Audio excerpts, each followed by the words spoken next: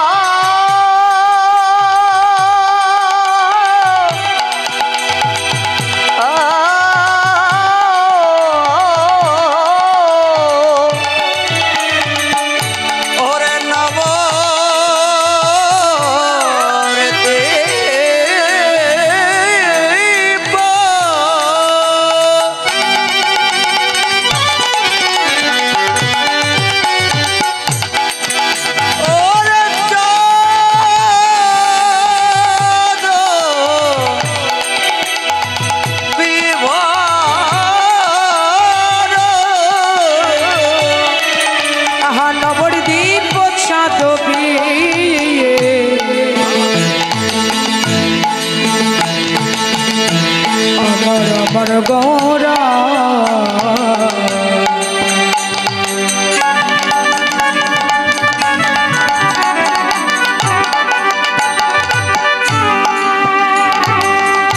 अच्छा दबी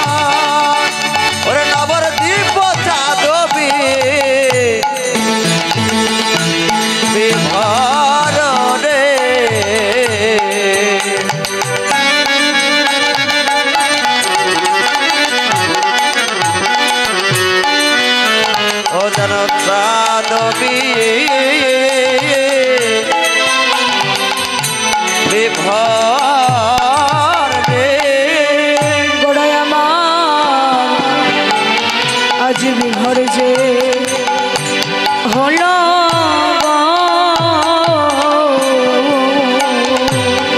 गोरा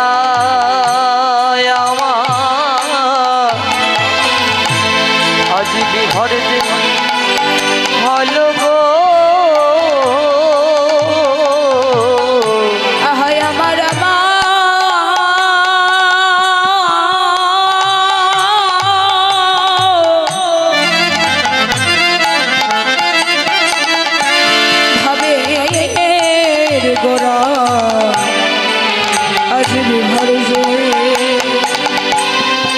হলো আমার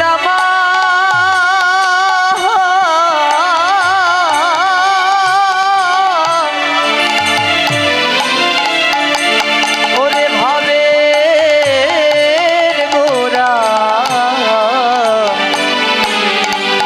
আজি বিভোর হলো রে আজ দেখো সেই তো এসেছে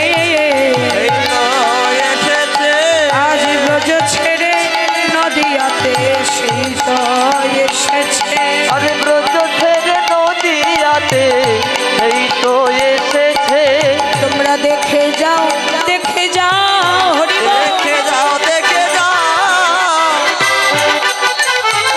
দেখে যাও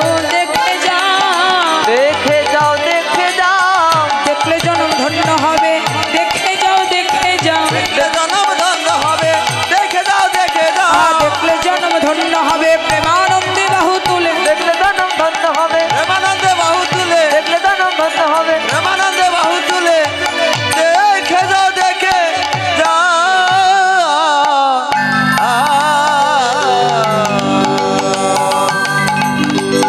ঈশ্বর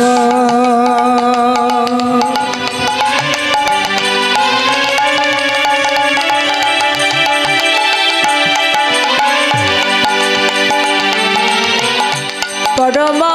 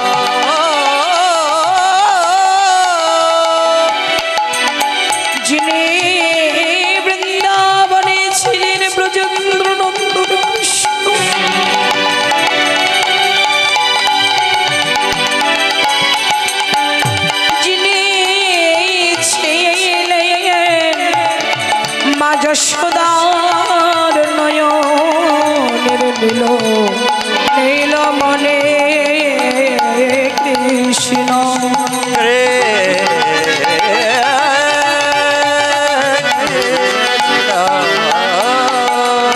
সেই ভক্তাদিন ভগবান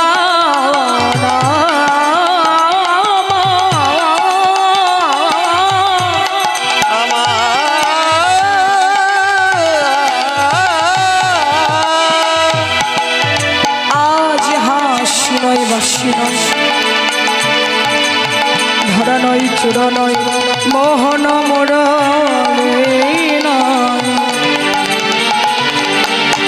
চাচর চিকরা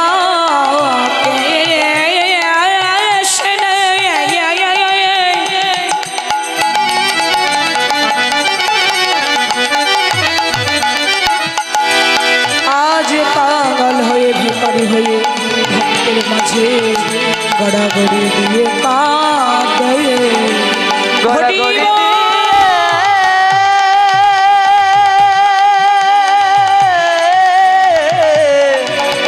গড়াগড়ি দিয়ে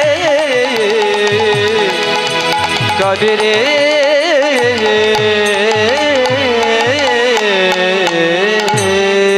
যিনি বৃন্দাবনে ছিলেন ব্রজেন্দ্র নন্দন কৃষ্ণ যিনি ছিলেন মা যশোদার নয়নের নীলমণি কৃষ্ণ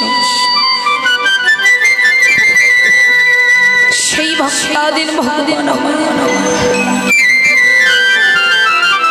আজকে ব্রজের ব্রজভাবীকে আশ্রয় করে এই যে মায়েরা অনুরোধ মা কথা বলবেন না, কারণ আজকে দিন আপনি কালকে আর পাবেন না।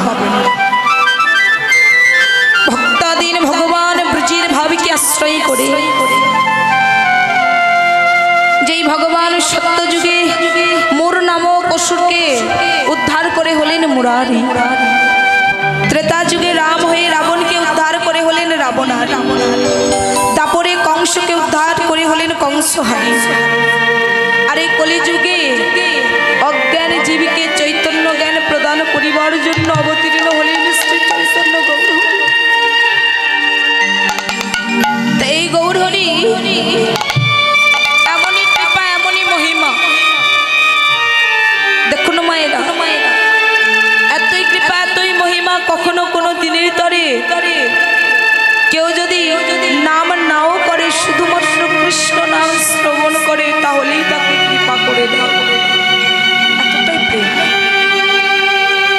আবার গৌরাঙ্গ ওইভাবে দর্শন করে নদিয়ার নরনারী তথা যত ভক্তবৃন্দ ছিলেন সেই সকল ভক্তবৃন্দ আজকে গৌর প্রেমে বিভোর হয়ে ডেকে বলছে, গৌর হে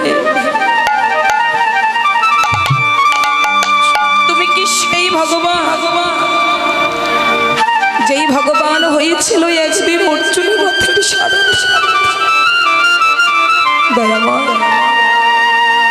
যেমন করে অর্জুনের রথের সারথি হয়ে তুমি অর্জুনের রথের সারথি হয়ে অর্জুনকে যুদ্ধটা পার করে দিয়েছো, ঠিক তেমনই তুমি আমার এই দেহরথের সারথি হয়ে আমাদের শেষের দিনে বহু নদীখানা পার করে দিও।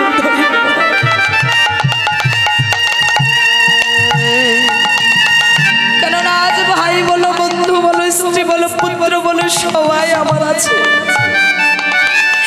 কিন্তু যেদিন দেহ থেকে জনমের মতো প্রাণ পাখি উড়ে চলে যাবে সেদিন তো আর কেউ থাকবে না। সেই অর্জুন কুরুক্ষেত্রের যুদ্ধ সমাপ্ত হলো আত্মীয়দের হত্যা করে। দেখুন কতটা আস্বাদন করুন, কতটা মাধুর্য মণ্ডিত। যখন কুরুক্ষেত্রের যুদ্ধ শেষ হয়ে গেল অর্জুন মনে মনে ভাবছে, আজকে আমি তো যুদ্ধ করলাম, তা এত জীব হত্যা করলাম, আমার তো পাপ হয়েছে, আমি এক কাজ করি শ্রীকৃষ্ণকে নিয়ে আমি একটু গঙ্গা স্নান করে আসি। সেই ভক্তাধীন ভগবান কে সঙ্গে করে নিয়ে অর্জুন যাচ্ছে গঙ্গায় স্নান করিতে। দেখুন একটু অন্তরের সঙ্গে ভাবুন, যে ভগবানকে আমরা পাই না সেই ভগবানকে নিয়ে অর্জুন গঙ্গা স্নান করতে গেছে। ও ভুলে গেছে যে যেই কৃষ্ণকে নিয়ে যাচ্ছে গঙ্গা স্নান করতে, সেই কৃষ্ণের চরণ থেকে, নারায়ণের চরণ থেকে হচ্ছে গঙ্গা। যখন গঙ্গা স্নান করতে যাচ্ছে এমন সময় রাস্তার ওপর দাঁড়িয়ে ভগবান শ্রীকৃষ্ণ ডেকে বললেন, অর্জুন তুমি এখানে একটু দাঁড়াও, আমি একটু পার্শ্ব থেকে আসি, তুমি এখানে একটু দাঁড়িয়ে থাকো, একটু মন দিয়ে শুনবে। সেই রাস্তার ধারে ছিল মা একটি শ্মশান ঘাট। সেই শ্মশান ঘাটে একজন বৃদ্ধ বাবা মারা গেছে।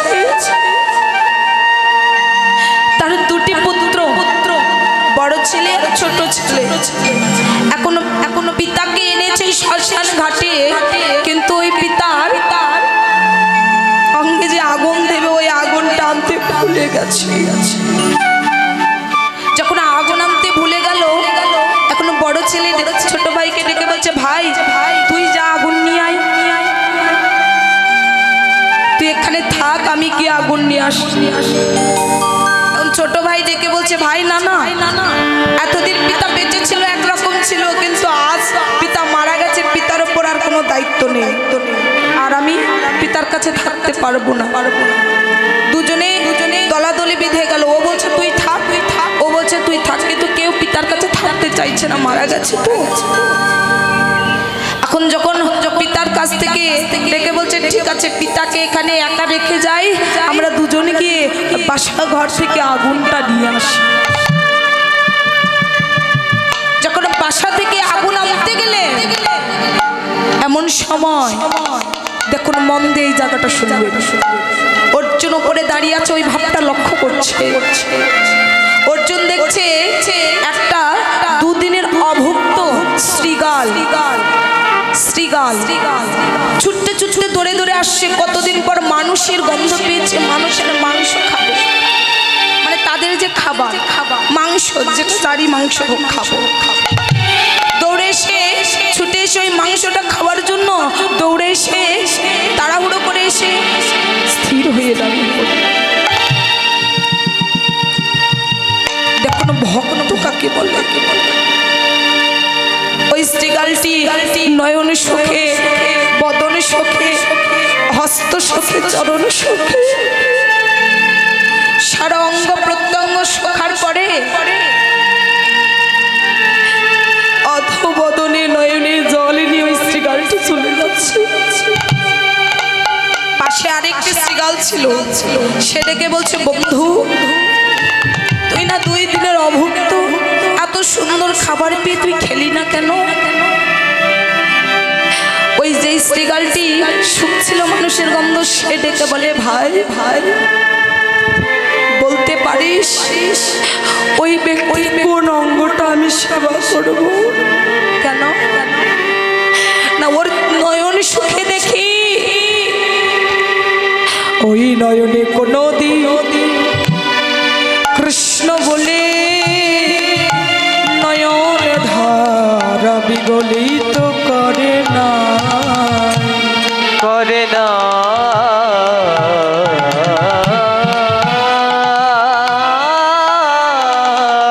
ওই বদনে সুখে দেখি, ওই বদনে দেখুন, ওই বদনে কোনোদিন কৃষ্ণ নাম করে না। ওই হস্ত সুখে দেখি, ওই হস্ত দিয়ে কোনোদিন বৈষ্ণবের চরণের দুলে একবার মাখে না। ওই বক্ষ সুখে দেখি, ওই বক্ষে কোনোদিন কোনো বৈষ্ণব ভক্তকে হৃদয়ে জড়াই ধরে না। ওই চরণ সুখে দেখি, ওই চরণে দিয়ে কোনোদিন সাধুগুরু বৈষ্ণবের বাজারে যায় না। যেই ব্যক্তি কখনো কোনো দিনের তরে মহত্ব কৃপা লাভ করতে পারে না, সেই ব্যক্তি যে শ্রীগাল কুকুরেও সেবাই লাগে না।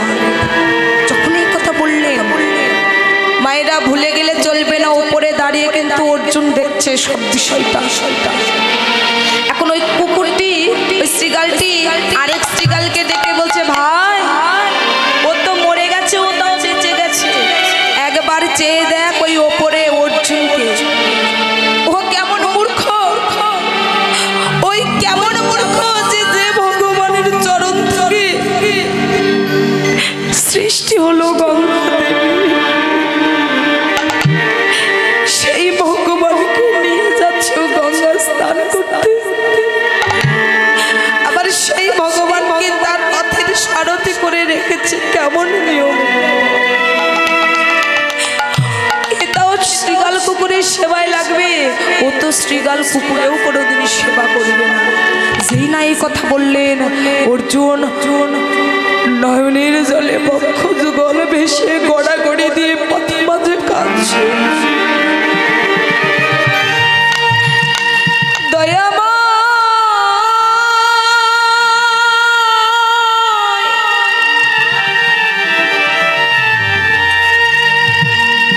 এইবার মোরে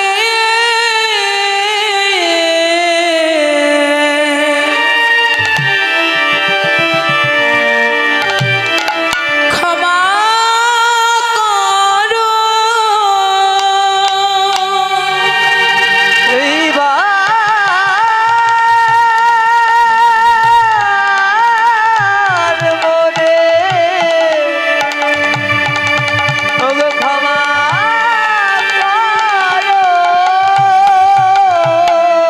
ছুটে গিয়ে ভগবানের স্মরণ দুখানা হৃদয় মন্দির,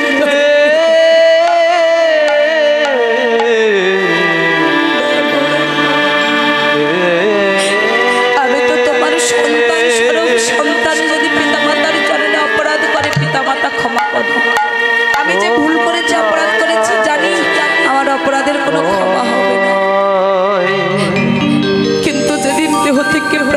পাখি উড়ে যাবে।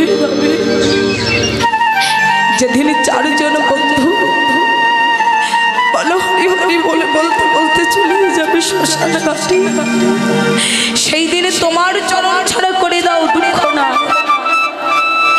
কিন্তু তোমার চরণে এই মিনতি, কি মিনতি জানো? তোমার চরণ ছাড়া করে দাও তাতে দুঃখ না, কিন্তু তোমার ভক্তের চরণ ছাড়া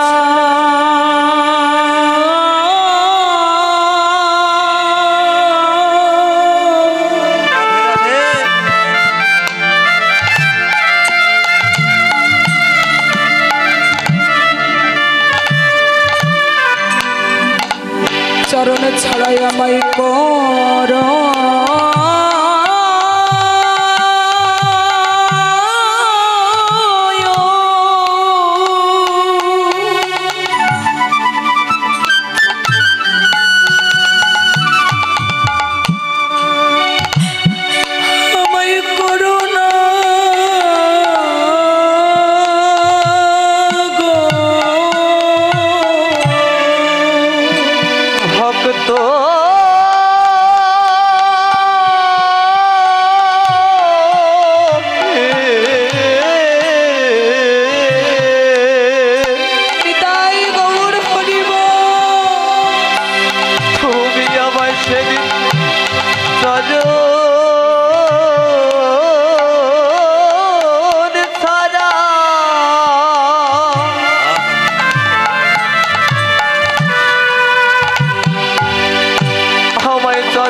ছাড়া কইর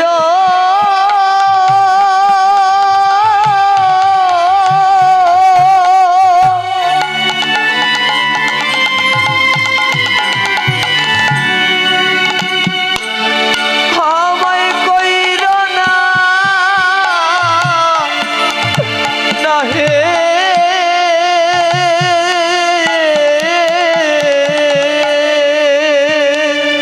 শুধু এ যা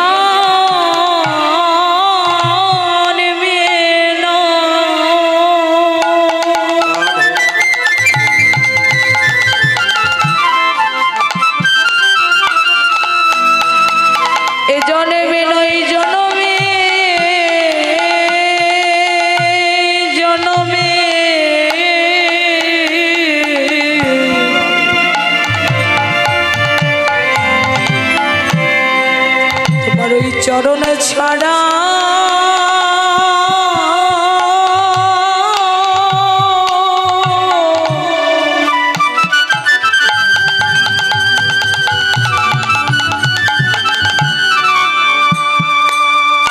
চরণ ছাড়াই আমায় কইর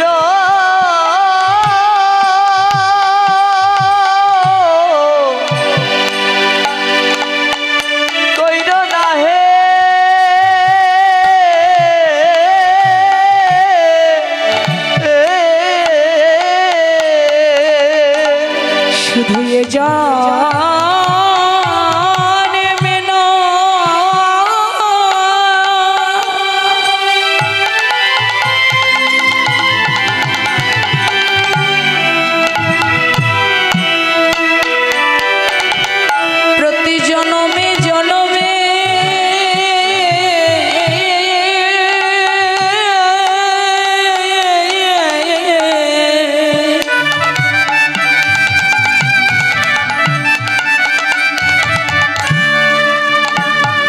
ভক্ত চরণ ছাড়া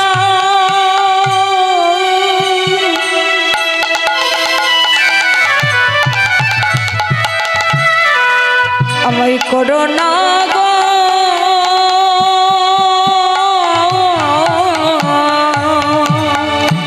ওরে শুধু এ যা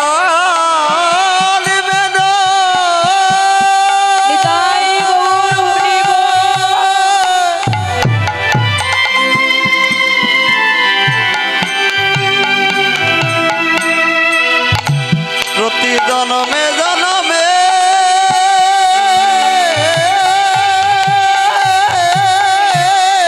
আমি শুধু এই কামনা করি দয়া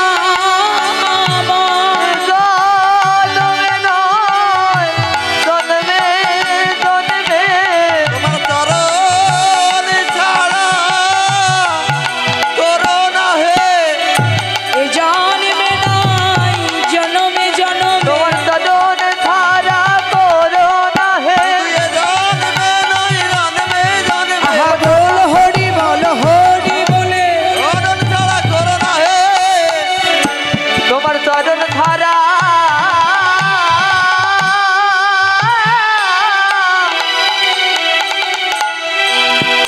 ওগো করো না হে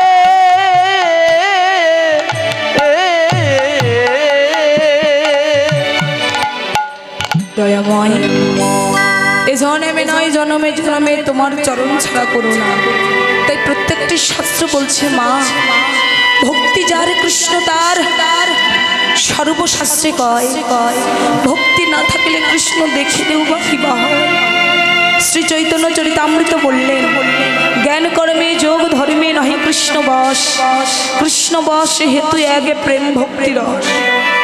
ঐশ্বর্য জ্ঞানেতে এই জগৎ মিশ্রিত, ঐশ্বর্য শিথিল প্রেম নহে মনোহিত। সকল জগতে মরে করে বিধি ভক্তি, বিধি ভক্তি ব্রজ ভাব পাইতে নাই মুক্তি। এই জগতের তন্ত্র মন্ত্র জ্ঞান বিবেক দিয়ে যদি পাওয়া যেত তাহলে নবদ্বীপে ছিলেন সার্বভৌম পণ্ডিত দিগ বিজয় পণ্ডিত এনারাই মহাপ্রভুকে পেয়ে যেত, তাই না? তাহলে জ্ঞান দ্বারা বিবেক দ্বারা পাওয়া যায় না, তবে যদি মানতে হয় তাহলে আগে শাস্ত্র জানতে হবে, আর জানতে না পারলে আপনি মানতে পারবেন না। তাই শাস্ত্র অধ্যয়ন করতে হবে। কলিযুগের মানুষ আমরা আগেকার দিনে পড়তাম অনেকে আছি, কিন্তু বর্তমান যুগে আমাদের কর্মজীবনে হয়ে আমরা পড়ি না। প্রত্যেকের ঘরে ইহজগতের সার্টিফিকেট আছে লেখাপড়ার, কিন্তু কয়জন বাবা মায়েদের ঘরে শ্রীমদ্ ভগবত গীতা আছে, শ্রী চৈতন্য চরিতামৃত আছে, শ্রী চৈতন্য দীপিকা আছে, ভাগবত পুরাণ আছে, আছে মা? ইহজগতের কর্ম করতে হবে, পরজগতের কর্ম করতে হবে। ইহজগতে আপনি মারা গেলে সব শেষ, কিন্তু পরজগতের জন্য তো কিছু করতে হবে। ঘাটে গিয়ে যাতে আমি বলতে পারি দয়াময় আমি কোনোদিন ফাঁকি দিইনি। অনেকে কৃষ্ণ প্রেম লাভ করতে পেরেছে, অনেকে পারেনি। যারা পারেনি আজকে তাদেরকে কৃষ্ণ ভজন পথে উন্মুখী করার জন্য মহাপ্রভু কি করছে? ব্রজ অভিসারিণী, ব্রজ মানে ব্রজভাবে বিভর হয়েছে। শ্রীমতী রাধারানী যেমন করে অভিসারীর সাজে সজ্জিত হয়েছিলেন, সেই অভিসারীর সাজে সজ্জিত হয়েছেন গৌরাঙ্গ মহাপ্রভু।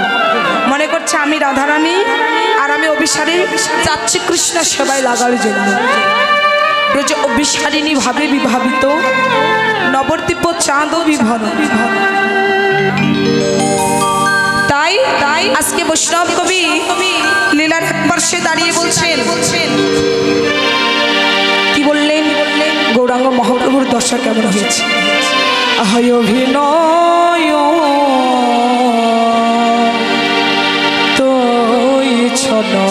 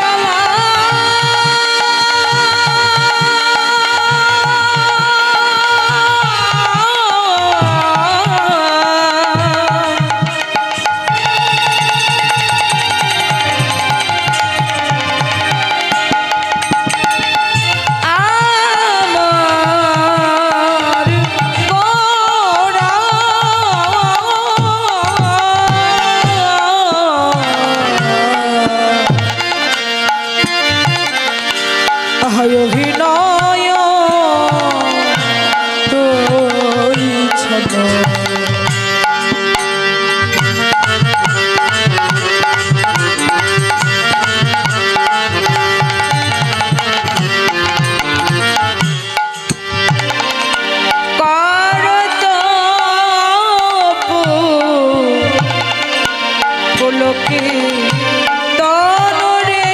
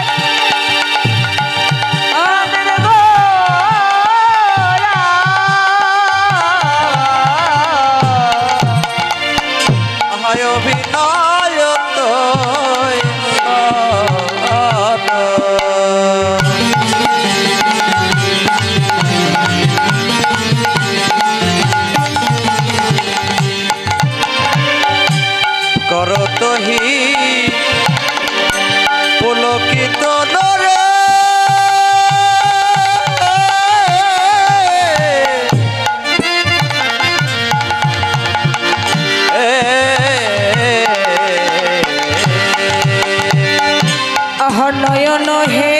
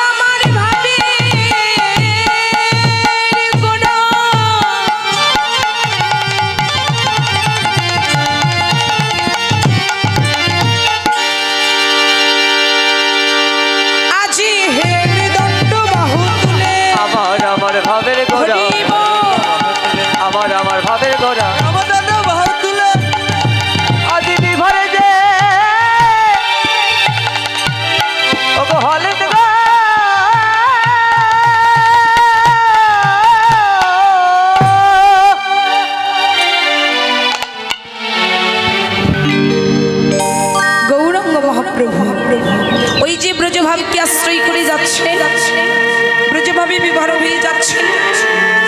ব্রজভাবে বিবাহ হয়ে যেতে যেতে বৈষ্ণব কবি পদ লিপিবদ্ধ করছেন কি অভিনয় তৈ ছন, অভিনয় করছেন করত পুলকিত নয়নহি আনন্দ লো।